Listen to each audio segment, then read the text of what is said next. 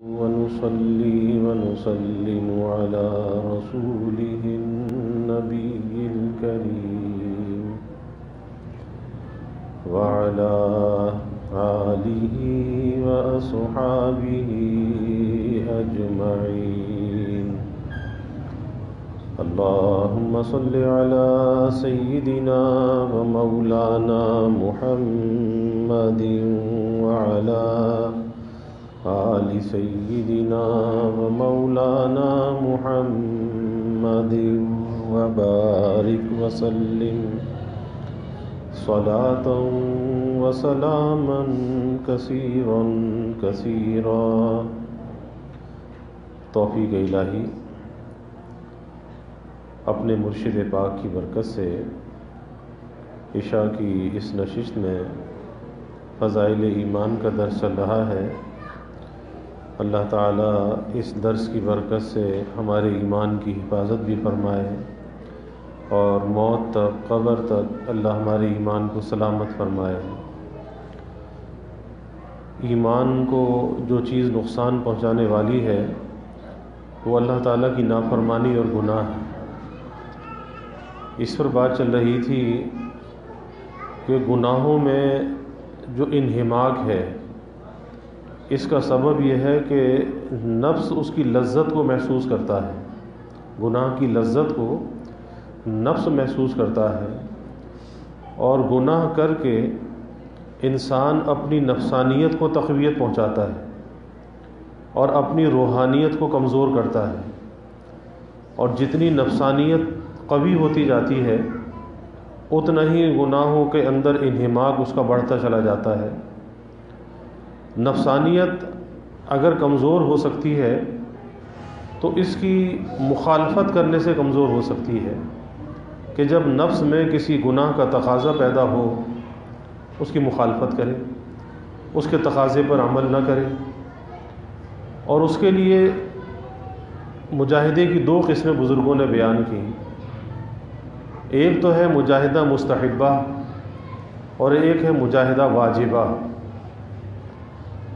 مجاہدہ مستحبہ جائز چیزوں کے اندر اپنے نفس پر رکاوٹ ڈالنا جائز چیزوں میں، اور مجاہدہ واجبہ یہ ہے کہ جب نفس میں کسی گناہ کا تقاضا پیدا ہو اس وقت ہمت کر کے اللہ کی نافرمانی سے بچنا یہ فرض ہے. جیسے نماز کا پڑھنا فرض ہے اسی طرح گناہ سے بچنا بھی فرض ہے. اب سوال یہ ہے کہ جائز چیزوں کے اندر کیوں مجاہدہ کریں، اس کی کیا ضرورت ہے؟ تو بات یہ ہے کہ جب جائز چیزوں کے اندر انسان قلت کو اختیار کرتا ہے، اپنے نفس پر رکاوٹ ڈالتا ہے، کچھ قید اور پابندی ڈالتا ہے، تو اس کا فائدہ اسے اس وقت ہوتا ہے جب کوئی ناجائز کا موقع آتا ہے کہ اس کا نفس اس رکاوٹ کا عادی ہوتا ہے، اسے اپنے نفس پر قابو ہوتا ہے کہ یہ تو جائز چیزوں کے اندر بھی اپنے نفس پہ رکاوٹ ڈالتا ہے. آپ دیکھ لیں کہ ماہ رمضان کے روزے یا کوئی بھی روزہ آدمی رکھتا ہے، اب اس روزے میں انسان سے کیا چیز ترک کرائی جاتی ہے کہ اس کا وہ روزہ ہو جاتا ہے. تو جو چیز اس سے ترک کرائی جاتی ہے وہ حلال چیز ترک کرائی جاتی ہے، وہ جائز چیز اس سے ترک کرائی جاتی ہے. کھانا حلال تھا، پینا حلال تھا، بیوی کے ساتھ ازدواجی تعلق حلال تھا، تو تین چیزوں کو ترک کرا دیا گیا جو حلال بھی تھے جائز بھی تھے. تو تین چیزوں کے ترک کا نام روزہ ہے. اور ان تین چیزوں کو ترک کرا کر اللہ تعالیٰ انسان کو اس بات کی مشق بھی کراتے ہیں اور اسے اس بات کا سبق بھی دیتے ہیں کہ تمہارے اندر تو اتنی صلاحیت موجود ہے کہ تم اللہ کے حکم پر جائز کو بھی چھوڑ دیتے ہو. کھانا جائز تھا، پینا جائز تھا، ازدواجی تعلق جائز تھا، حلال تھا، تو تم تو اللہ کے اتنے مطیع ہو، اتنے فرما بردار ہو کہ جب اللہ کا حکم آتا ہے تو تم حلال کو بھی چھوڑ دیتے ہو.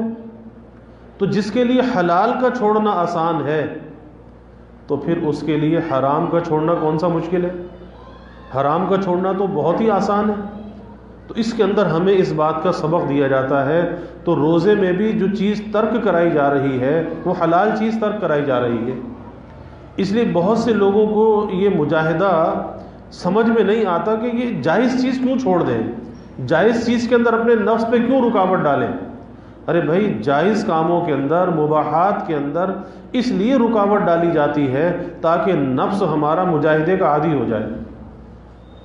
اگر اس کو مجاہدے کا عادی نہ بنایا تو نتیجہ یہ ہوگا کہ جب کوئی گناہ کا موقع آئے گا اور ہم گناہ سے بچنا بھی چاہیں گے, لیکن چونکہ مشقت کے, مجاہدے کے عادی نہیں ہے, رکاوٹ ڈالنے کے عادی نہیں ہے, نفس کو کوئی قید میں ڈالنے کے عادی نہیں ہے, ہم اس گناہ سے نہیں بچ سکیں گے, وہ گناہ ہو جائے گا.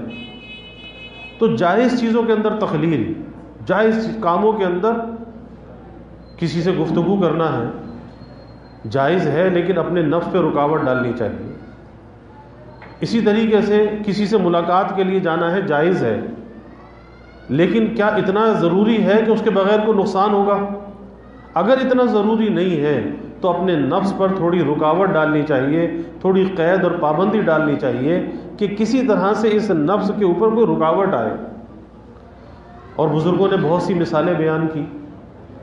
ہمارے اکابر میں سے ہوئے حضرت ڈاکٹر عبدالحی صاحب عارفی نور اللہ مرقدہ, حکیم الامت مجدد تھانوی رحمۃ اللہ علیہ کے اجل خلفاء میں سے تھے کراچی میں. تو حضرت فرماتے تھے کہ بھائی دسترخوان پر بیٹھ کے کھانا تو کھاتے ہو, اب کھانے پر مختلف قسم کی چیزیں ہوتی ہیں. کھانے پر قورمہ بھی ہے, بریانی بھی ہے, سلاد اور چٹنی بھی ہے.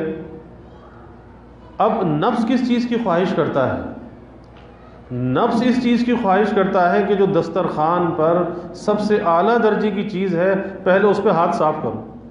نفس تو یہ کہتا ہے. فرمایا کہ یہاں بھی اپنے نفس کی خواہش پہ چوٹ مارو. جو اس دسترخوان پر سب سے ادنا درجے کی چیز ہو, سب سے کمتر درجے کی چیز ہو, سلاد ہے, چٹنی ہے, اس سے شروع کر دو. کم درجے کی چیز سے شروع کر دو. اب یہ کیا ہے, نفس تو تو یہ کہہ رہا تھا کہ اعلیٰ درجے کی چیز ہو, لیکن اس نے شروع کیا کم درجے کی چیز سے. اس نے اپنے نفس کی چاہت پر چوٹ ماری, اس کی چاہت کو اس نے کمزور کیا. اب اس کے بعد بے شک اعلیٰ درجے کی چیز بھی کھا لو. اور ایک واقعہ مجدد تھانوی رحمۃ اللہ علیہ نے بیان کیا کہ دہلی کی جامع مسجد کی سیڑھیوں پر ایک شخص بیٹھا تھا اور کہہ رہا تھا کہ بھئی تو میرا خدا نہیں, میں تیرا بندہ نہیں, پھر میں تیرا کہنا کیوں مانوں؟ تو میرا خدا نہیں, میں تیرا بندہ نہیں, تو پھر تیرا کہنا کیوں مانوں؟ اب جو بھی آتا ہے, جو دیکھتا ہے, سنتا ہے, کہتا ہے ارے یہ شخص تو کافر ہو گیا, یہ تو عجیب بات کر رہا ہے کہ تو میرا خدا نہیں, میں تیرا بندہ نہیں, تو تیرا کہنا کیوں مانوں؟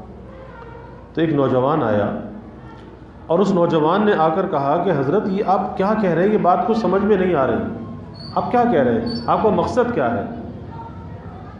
کہنے لگا شکر ہے کوئی ایک آدمی تو سمجھدار ہے کہ سوال کر لیا, ورنہ جو آتا ہے وہ کفر کا فتویٰ لگا کے جاتا ہے کہ یہ تو کافر ہو گیا. کہا کہ میں اپنے نفس سے کہہ رہا ہوں, اپنے جی سے کہہ رہا ہوں کہ میرا نفس حلوہ کھانے کی خواہش کر رہا تھا, تو میں اپنے جی سے, اپنے نفس سے یہ کہہ رہا ہوں کہ تو میرا خدا نہیں, میں تیرا بندہ نہیں, پھر تیرا کہنا کیوں مانوں؟ تو میں اپنے نفس کی, جی کی خواہش کو پامال کر رہا ہوں. یہ ہے اپنی چاہت کو جائز چیزوں کے اندر, مباحات کے اندر اپنے نفس کی چاہت پر چوٹ مارنا, اس کی خواہش کو کمزور کرنا. اب یہ مجاہدہ کیا کہلاتا ہے؟ مجاہدہ مستحبہ کہلاتا ہے کہ جائز چیز کے اندر اس نے اپنے نفس پہ رکاوٹ ڈال دی. لیکن اس کا فائدہ بہت بڑا ہے کہ جب کسی گناہ کا موقع آتا ہے, بد نظری کا موقع آ گیا, کسی اور گناہ کا موقع آ گیا, اب چونکہ یہ تو مجاہدے کا عادی ہے نا, یہ تو اپنے نفس پہ رکاوٹ ڈال دیتا ہے, اپنی اس کی خواہش کو کچل دیتا ہے. اب اسے وہاں پہ جو فرض درجے کا مجاہدہ ہے کہ جہاں پہ اللہ کی نافرمانی اور گناہ سے بچنا فرض تھا, جیسے نماز کا پڑھنا فرض تھا, اب اس کے لیے وہاں پر آسانی ہوگی کہ یہ اپنے آپ کو گناہ سے بچا لے گا, کیونکہ یہ مجاہدہ مستحبہ کا عادی ہے. اور یاد رکھیے کہ ہم تو یہ سمجھتے ہیں نا کہ صرف عبادت کے اندر ہمیں اجر ملتا ہے, ثواب ملتا ہے, بھئی جو قرب اللہ تعالیٰ کا، جو اجر و ثواب فرض نماز پڑھ کے حاصل ہوتا ہے، وہی قرب، وہی اجر و ثواب جب سڑک پر اپنی نظر کو جھکا لیتا ہے، نظر کو بچا لیتا ہے، اللہ سڑک پر چلتے ہوئے بھی راستے میں وہی قرب اور وہی اجر دے دیتا ہے کہ اس نے فرض درجے کا مجاہدہ کیا، اسی درجے کا قرب اور ثواب اسے حاصل ہوا۔ تو اللہ تعالیٰ تو کریم ہے، لیکن ہم سمجھتے ہیں کہ شاید گناہ سے بچنے میں کوئی اجر نہیں ہے۔ نہیں، گناہ سے بچنے میں بہت بڑا اجر ہے، کیونکہ یہ گناہ ایک ایسا زہر ہے، اس کے اندر ایسی سمیت ہے کہ یہ انسان کے ایمان کو دیمک کی طرح چاٹتا ہے۔ جیسے دیمک کسی لکڑی کو کھوکھلا کر دیتی ہے، ایسے یہ گناہ انسان کے ایمان کو کھوکھلا کر دیتا ہے، اور پھر کوئی ایسا جھونکا آتا ہے جو اس کے ایمان کو بہا کے لے جاتا ہے، اسے زمین بوس کر دیتا ہے۔ تو یہ کیا ہے؟ مجاہدہ مستحبہ کی عادت ڈالنا۔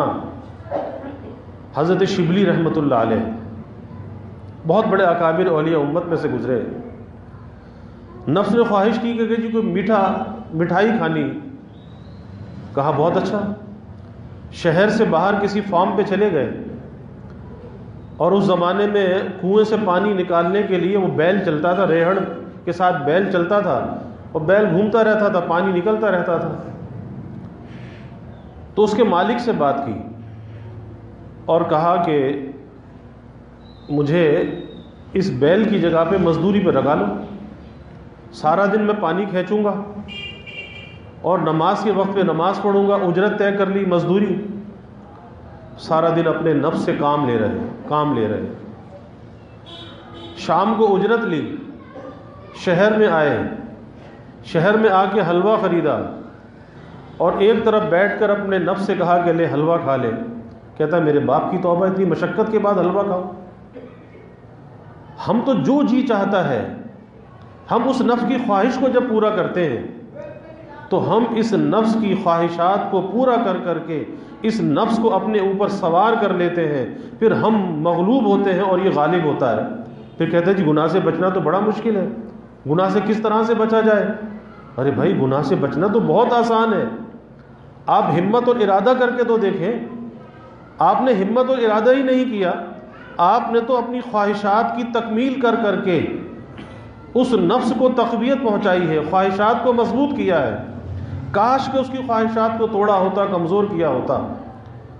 اور اگر اب تک نہیں کیا، اب شروع کر لیں، اب مجاہدہ کر لیں، اب مخالفت نفس شروع کر لیں، کیونکہ اس سے جو مقابلہ ہے وہ ایک دن کا نہیں ہے، وقتی نہیں ہے، ہمہ وقتی ہے، اور یہ اس سے لڑائی زندگی کے آخری سانس تک ہے، کہ کبھی بھی کسی وقت بھی انسان کو بہکا سکتا ہے، کسی وقت بھی انسان کا ایمان داؤ پہ لگ سکتا ہے۔ موت تک یہ نفس اور شیطان دونوں ایمان کے دشمن ہوتے ہیں، اور ایمان کو ضائع کرانے کے لیے نامعلوم کیا سے کیا وساوس اور خیالات ڈالتے ہیں۔ تو یہ مقابلہ موت تک ہے، یہ وقتی نہیں ہے۔ اس لیے اس لڑائی کے لیے اپنے کو آمادہ رکھنا چاہیے، اس نفس سے مقابلے کے لیے، لڑائی کے لیے اپنے کو آمادہ رکھنا چاہیے۔ اور یہی نفسانی خواہشات تو ہیں کہ جو اللہ اور بندے کے درمیان حجاب بن جاتی ہے، رکاوٹ بن جاتی ہے۔ ورنہ اللہ تو کہتا ہے نحن اقرب الیہ من حبل الورید، کہ میں تو تمہاری رگ جان سے زیادہ تمہارے قریب ہوں۔ تو اللہ ہمیں قریب محسوس کیوں نہیں ہوتا؟ ہمیں اس کا احساس کیوں نہیں ہوتا؟ ہم گناہ کر لیتے ہیں اور یہ اس دھوکے کے اندر مبتلا ہوتے ہیں کہ کوئی ہمیں نہیں دیکھ رہا، اور اللہ کہتا ہے میں تو تمہاری رگ جان سے زیادہ قریب ہوں، اور ہم دھوکے میں مبتلا کہ کوئی نہیں دیکھ رہا۔ ارے کوئی نہیں دیکھ رہا، اللہ تو دیکھ رہا ہے۔ تو اس مراقبے کے اندر رسوخ اور کمال کیوں نہیں ہے کہ میرا اللہ دیکھ رہا ہے؟ یہ جو خواہشات ہیں نا، یہ خواہشات دراصل حجابات ہیں۔ جتنی زیادہ خواہشات اتنے ہی زیادہ حجابات۔ بس اگر ان نفسانی خواہشات پر انسان ایک قدم رکھ دے، اس کو کچل دے، کچلنے کا عادی بن جائے، تو پھر اگلا قدم تو اللہ کے پاس ہے۔ پھر اللہ کے تعلق میں رکاوٹ کیا ہے؟ یہی خواہشات تو رکاوٹ ہے۔ اور اگر کوئی یہ کہے کہ جی گناہ سے بچنا تو بڑا مشکل ہے، کیسے بچیں؟ آج تو ماحول ایسا ہے، بے حیائی ہے، فحاشی ہے، عریانی ہے، آج تو ایمان پر ڈاکے ڈالے جا رہے ہیں، تو کیسے بچیں؟ تو یاد رکھیے کہ گناہ سے بچنا ہر انسان کے لیے، ہر جگہ ہر ماحول کے اندر آسان ہے کہ اگر وہ ہمت اور ارادہ کر لے، کیونکہ ہمت پر مدد آتی ہے۔ بے ہمت آدمی کے ساتھ کبھی اللہ کی مدد نہیں ہوتی۔ جو ہمت کرتا ہے، دل میں ارادہ کرتا ہے، اللہ تعالیٰ کی مدد آ جاتی ہے۔ مولانا روم رحمۃ اللہ علیہ فرماتے ہیں گرچہ رکھنا نیست عالم را پدید، کہ اگر تمہیں بچنے کا کوئی روزن، کوئی سراغ نظر نہیں آتا، خیرہ یوسف وارمی آیت دوید، کہ یوسف علیہ السلام کی طرح دوڑ تو لگا کے دیکھو، کہ وہاں بھی بچنے کی کوئی امید نہیں تھی۔ کس طرح کمرے پر کمرہ، کمرے کے اندر کمرہ، اور تالے لگے ہوئے، دروازے بند ہیں، کوئی بچنے کی امید نہیں تھی، لیکن یہ سوچ کر دوڑ لگا دی کہ جتنا میں کر سکتا ہوں اتنا تو مجھے کرنا چاہیے، جتنا میں کر سکتا ہوں اتنا تو مجھے کرنا چاہیے، اپنے حصے کا کام تو مجھے کرنا چاہیے۔ آج تو ہم اپنے حصے کا کام کرنے کے لیے بھی آمادہ نہیں ہیں۔ ہم سمجھتے ہیں کہ کوئی معجزہ ہو جائے، کوئی کرامت ہو جائے، بس ہم اللہ کے ولی بن جائیں، ہم بزرگ بن جائیں، اللہ والے بن جائیں، کوئی کرامت ہو جائے۔ نہیں بھائی، کرامتوں سے کوئی بزرگ نہیں بنا کرتا، اللہ والا نہیں بنا کرتا، مجاہدے سے بنتا ہے، مشقت سے بنتا ہے، مخالفت نفس سے بنتا ہے، اچھے اعمال کر کے بنتا ہے، ذکر و فکر کے ساتھ بنتا ہے۔ نیری باتیں بنانے سے اللہ کی نسبت حاصل نہیں ہوتی، کہ اپنے حصے کا کام بھی نہ کرے اور توقع لگا کے بیٹھے کہ جنت مل جائے۔ تو مولانا روم فرماتے ہیں کہ اگر تمہیں بچنے کا کوئی روزن، کوئی سراغ نظر نہیں آتا تو یوسف علیہ السلام کی طرح دوڑ تو لگاؤ، پھر دیکھو اللہ کی مدد کیسے آتی ہے۔ اللہ کی مدد آج بھی موجود ہے، وہی مدد جو یوسف علیہ السلام کے شامل حال ہوئی، آج بھی وہ مدد موجود ہے۔ وہ تو منتظر ہے کہ اس مدد کو لینا تو چاہے۔ وہ ہے کس کے لیے؟ ہمارے لیے ہے۔ اور کس کے لیے ہے؟ وہ مدد کسی اور کے لیے نہیں ہے، ہمارے لیے ہے، لیکن ہم اس مدد کو لینے والے تو بن جائیں۔ اس لیے حضرت ڈاکٹر عبدالحی صاحب عارفی رحمۃ اللہ علیہ فرمایا کرتے تھے، فرماتے تھے کہ جب کوئی گناہ کا موقع آ جائے، گناہ کے تقاضے پیدا ہوں، میلانات ہوں، تو فوراً اللہ سے رجوع کر لو۔ یا اللہ میں نہیں بچ سکتا، تو میری مدد فرما۔ یا اللہ میں کمزور ہوں، یہ نفس و شیطان قوی ہیں، اے اللہ تو میری مدد فرما، تو مجھے اس برائی سے بچا، تو اس گناہ سے بچا۔ اور ہمت اور ارادہ کر کے پھر اپنے آپ کو گناہ سے بچائے۔ اور فرماتے تھے کہو ایاک نعبد و ایاک نستعین، یا اللہ ہم تیری عبادت کرتے ہیں، تجھی سے مدد چاہتے ہیں، اللہ سے رجوع ہو جاؤ۔ دیکھو اللہ کی مدد کس طرح سے آتی ہے۔ لیکن بات یہ ہے کہ دل کے اندر سچائی ہونی چاہیے۔ یہ نہیں ہونا چاہیے کہ زبان سے تو توبہ توبہ کرے اور دل میں گناہوں کے ارادے ہوں، پھر وہی کروں گا، پھر وہی کروں گا، اور زبان سے کہہ رہا ہے توبہ توبہ، تو یہ توبہ کہلائے جانے کے قابل نہیں ہے۔ یقین کے ساتھ اللہ سے رجوع کر کے دیکھیں اللہ کی مدد کیسے آتی ہے۔ اللہ کی مدد تو موجود ہے، لیکن ہم اس مدد کو لینے والے نہیں بنتے، تو مدد ہمارے شامل حال کس طرح سے ہو۔ تو بھائی گناہ جو ہے ایک بدبودار چیز ہے، یہ کوئی ایسا کام نہیں ہے کہ انسان جو ہے روز کیا کرے، بار بار کیا کرے۔ یہ تو اللہ نے ایک حجاب اور پردہ اس پہ ڈال رکھا ہے کہ ہمیں اس کی بدبو کا، تعفن کا احساس نہیں ہوتا، لیکن اس کے اندر اتنی بدبو اور تعفن ہے۔ جیسے حدیث میں آتا ہے کہ جب آدمی جھوٹ بولتا ہے، اس کے جھوٹ بولنے کا اتنا بدبو اور تعفن ہوتا ہے کہ رحمت اور برکت کے فرشتے ایک ایک میل دور چلے جاتے ہیں۔ جھوٹ بولنے کی یہ بدبو ہے، یہ تعفن ہے، لیکن ہمیں اس کا احساس نہیں ہوتا، کیونکہ اللہ نے اس کو ایسے حجابات ڈال دیے کہ ہمیں اس کا احساس اور ادراک نہیں ہوتا۔ تو گناہ سے تو نفرت کرنی چاہیے، گناہ سے گن کھانی چاہیے، نہ کہ انسان بار بار گناہوں کا ارتکاب کرے۔ تو بات یہ چل رہی تھی کہ اپنے نفس کو اس بات کا عادی بنانا چاہیے کہ جائز چیزوں کے اندر اپنے نفس پر رکاوٹ ڈالے۔ اگر جائز چیزوں میں اپنے نفس پر رکاوٹ نہیں ڈالی تو پھر نفس کی خواہشات قوی ہوتی چلی جائیں گی، اور انسان پھر اتنا مجبور ہوگا کہ وہ گناہ کرتا چلا جائے گا، حالانکہ اللہ نے اسے اختیار اور ارادے کے ساتھ بھیجا ہے۔ کوئی نفس، کوئی شیطان اس سے گناہ نہیں کرا سکتا، جب کرتا ہے اپنے اختیار اور ارادے سے کرتا ہے۔ اس لیے مجدد تھانوی رحمۃ اللہ علیہ فرماتے تھے کہ حضرت گنگوئی رحمۃ اللہ علیہ نے ایک بات فرمائی. حضرت گنگوئی رحمۃ اللہ علیہ نے فرمایا کہ وہ ذرا سی بات جس کو حاصل کرنے کے لیے برسوں مجاہدے کیے، اگر وہ بات پہلے سے معلوم ہو جاتی تو اتنے مجاہدے نہ کرنے پڑتے، اتنی مشقت نہ برداشت کرنی پڑتی. مجاہدے مشقت کس لیے؟ اللہ کے تعلق کو حاصل کرنے کے لیے. وہ ذرا سی بات. تو مجدد تھانوی رحمۃ اللہ علیہ فرماتے تھے کہ حضرت گنگوئی نے وہ ذرا سی بات بتائی نہیں کہ وہ ذرا سی بات کیا تھی، لیکن میں بتائے دیتا ہوں وہ ذرا سی بات کیا ہے. فرمایا کہ وہ ذرا سی بات یہ ہے کہ جب کسی نیکی کا موقع ہو، ہمت کر کے اس نیکی کو کر گزرنا، اور جب کسی گناہ کا موقع آ جائے ہمت کر کے اپنے آپ کو اس گناہ سے بچانا. ہے تو ذرا سی بات کہ نیکی کے موقع پر ہمت کر کے نیکی کا کرنا. اور یاد رکھیے کہ ہمت جو ہے، ہمت کا خزانہ اللہ نے انسان کے اندر رکھا ہے. یہ ہمت کہیں بازار سے خرید کے لانی نہیں پڑتی، یہ ہمت انسان کے اندر موجود ہے. اور جتنا اس ہمت کا استعمال اللہ کی رضا کے لیے کرتا ہے اتنی یہ ہمت بڑھتی چلی جاتی ہے، بڑھتی چلی جاتی ہے. اور اگر اس ہمت کا استعمال اللہ کی رضا میں نہیں کرتا، عدم رضا میں کرتا ہے، پھر یہ ہمت کمزور ہوتی چلی جاتی ہے، خواہشات غالب آتی چلی جاتی ہیں. تو ہمت تو اندر موجود ہے، کہیں باہر سے لانی بھی نہیں پڑتی. بس ایک ارادہ کر لے کہ میں نے نیکی کرنی ہے، بس پھر یہ نیکی خود نہیں کرے گا، اللہ اس سے کرا دے گا. اس کی دل کی سچائی پر اللہ کرا دے گا.